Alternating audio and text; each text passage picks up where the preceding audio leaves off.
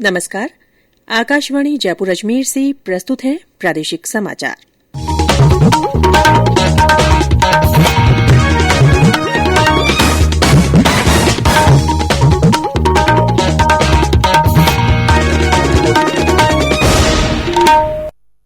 मुख्य समाचार। प्रदेश में अब तक लगभग 29 लाख कोविड टीके लगाए गए। नागर विमानन महानिदेशालय ने कई बार चेतावनी देने के बावजूद कोविड नियमों का पालन नहीं करने वाले यात्रियों को विमान से उतारने के दिए निर्देश। प्रधानमंत्री का संवाद कार्यक्रम परीक्षा पे चर्चा में पंजीकरण की आज आखिरी तारीख। और बीकानेर में चल रहे 3 दिवसीय रम्मत फेस्टिवल का आज अंतिम दिन।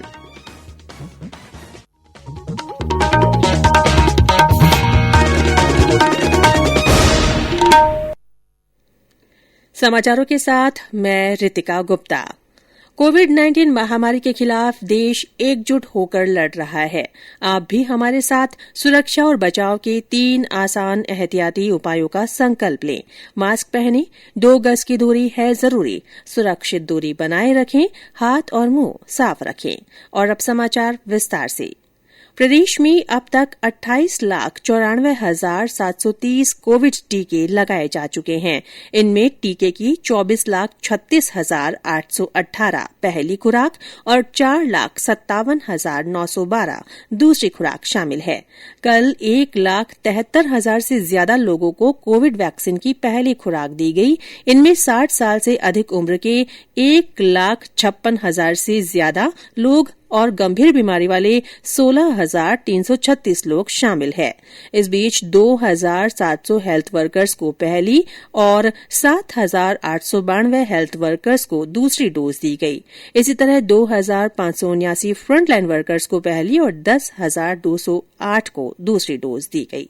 इधर देश में अब तक 2,91,00,000 से ज्यादा लोगों को कोरोना की वैक्सीन दी जा चुकी है।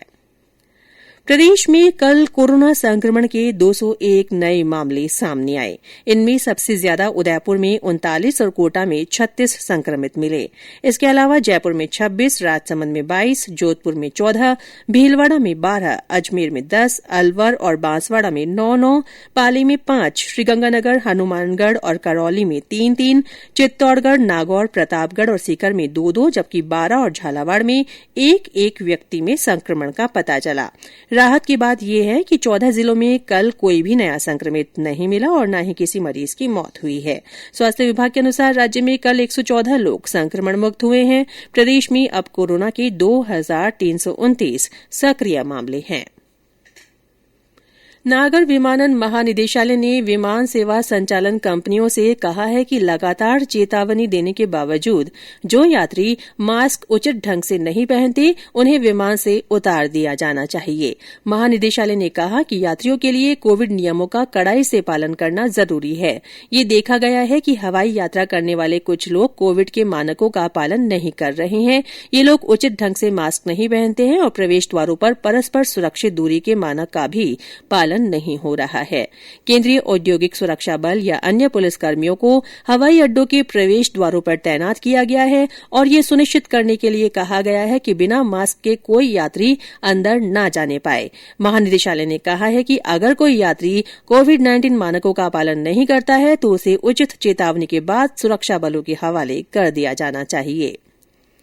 केंद्र सरकार की ओर से कोरोना के प्रति जागरूकता लाने के लिए जन आंदोलन चलाया जा रहा है। इसी के तहत आकाशवाणी जयपुर के समाचार बुलेटिनों में प्रसारित की जा रही विशेष श्रृंखला जनता का संदेश, जनता के नाम में सुनिए हमारे श्रोता का संदेश।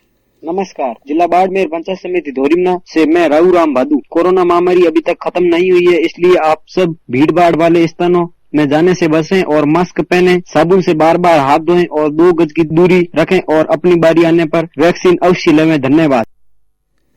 आकाशवाणी के अन्य श्रोता भी इस आंदोलन से जुड़ सकते हैं। हमारे ऐसे श्रोता भी अपना संदेश भेज सकते हैं जो कोरोना वैक्सीन ले चुके हैं। इसके लिए आपको अपना संदेश रिकॉर्ड कर या टाइप कर हमारे व्हाट्सएप नंबर 9414052368 पर भेजना है। ये समाचार आकाशवाणी जयपुर अजमेर से प्रसारित किए जा रहे हैं। समाचारों का सिलसिला यूं ही जारी रहेगा, उससे पहले ये संदेश। चलो मिलकर एक शुरुआत करें, चलो एक फैसला आज करें, मास्क नहीं तो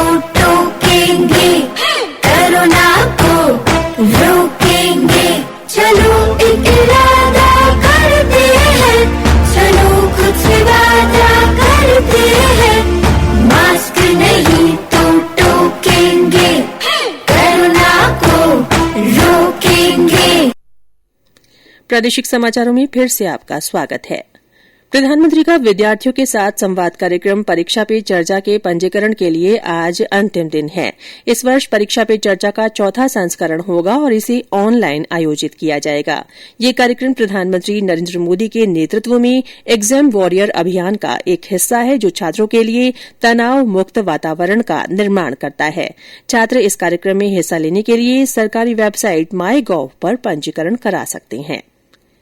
राज्यपाल कलराज मिश्र ने कहा है कि धर्म और उससे जुड़े मूल्य कभी भी अप्रासंगिक नहीं हो सकते, क्योंकि इनमें जीवन से जुड़ी नैतिकता का समावेश होता है।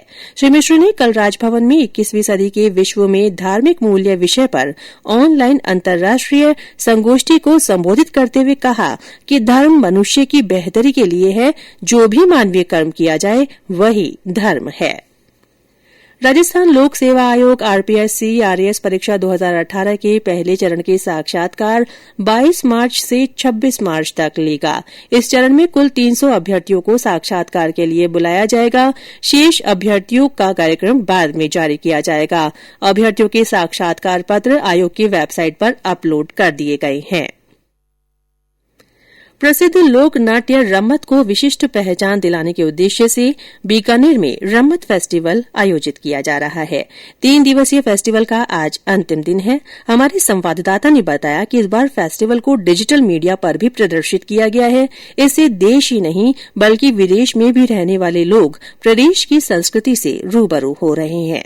बीकानेर में पीढ़ी दर पीढ़ी कई दशकों से परंपरागत लोक नाट्य के रूप में रम्मतों का आयोजन होली से पूर्व किया जाता है। रात भर खेली जाने वाली इस लोक नाट्य रम्मत की देश दुनिया में विशिष्ट पहचान है। स्थानीय संस्कृति व लोक कला को बढ़ावा देने और युवा अपनी सांस्कृतिक पहचान से रूबरू हो सके, इस उद्देश्य से महाराजा गंगा सिंह विश्वविद्यालय द्वारा पहली बार कला संस्कृति विभाग के सहयोग से रम्मत महोत्सव मनाया जा रहा है। 3 दिनों से चल रहे रम्मत महोत्सव के आज अंतिम दिन तक में 11 रम्मतों का मंचन किया जा रहा है। ऐतिहासिक घटनाओं से प्रेरित रम्मतों का इतिहास बीकानेर के इतिहास के साथ जुड़ा है। इसका आयोजन न केवल शहर के सामाजिक ताने बाने को और अधिक मजबूत बनाता है, बल्कि सांप्रदायिक सौहार्द की भावना को और भी गहरा बनाता है। इस बार नाट्य विधा के लोक रूप को डिजिटल मीडिया से जोड़ने से देश विदेश के युवा भी अपने सांस्कृतिक धरोहर से रूबरू हो रहे हैं, जो विश्वविद्यालय का यह एक सार्थक कदम है। मोहम्मद रफीक पठान, आकाशवाणी समाचार, बीकानेर।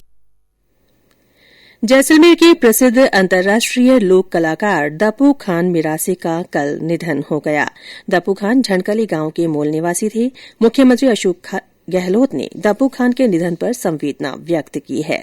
मुख्यमंत्री ने अपने ट्वीट संदेश में कहा कि मूमल गीत के लिए व्याख्यात लोक वाद्य कमायचा के माहिर दपू खान ने अपने हुनर से प्रदेश के लोक संगीत को देश विदेश में प्रसिद्धि दिलाई।